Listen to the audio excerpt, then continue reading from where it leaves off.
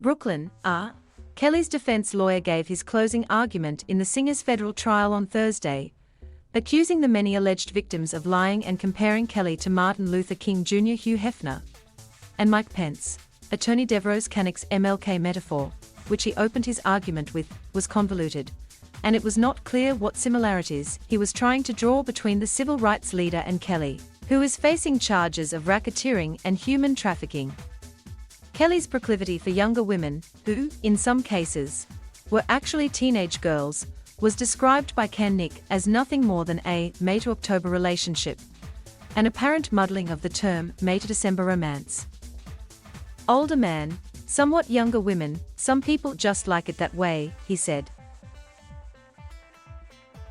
He also described Kelly's lifestyle as that of a playboy and sex symbol. Hugh Hefner, that was his life, Cannick said. Not a crime.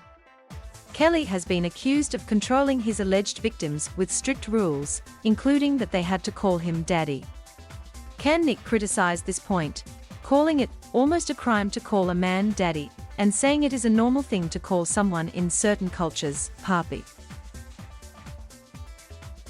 He added, the former Vice President Mike Pence calls his wife mother. What was clear was Cannick's strategy for having his client acquitted, asserting that the more than 40 witnesses called by prosecutors, who had described, at times in graphic detail, the alleged abuse, were lying. He characterized minor discrepancies or uncertainties as smoking guns, obfuscated details from testimony, and slammed numerous alleged victims as liars out for financial gain, even calling one, who had testified that she was 16 when she first had sexual contact with Kelly, a stalker and groupie extraordinaire.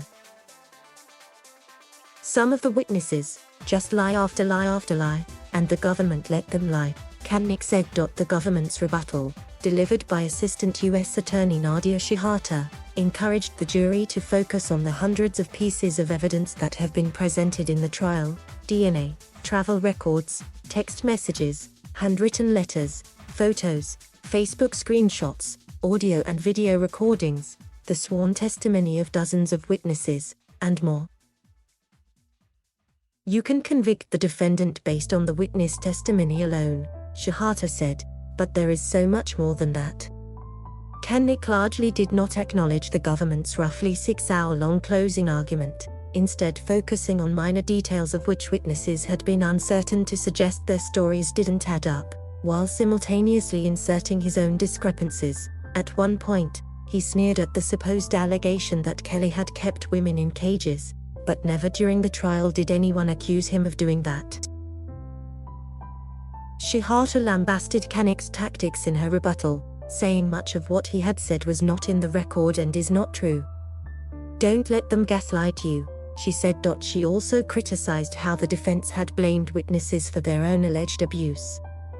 Cannick has repeatedly questioned why they didn't leave Kelly sooner or call the police, despite a forensic psychologist's testimony on how often victims of abuse go back to their abuser and stay silent.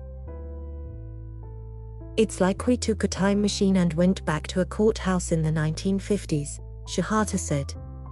What they are arguing is that all of these women and girls were asking for it, and they deserved what they got, never mind that many of them were teenagers, too young to consent.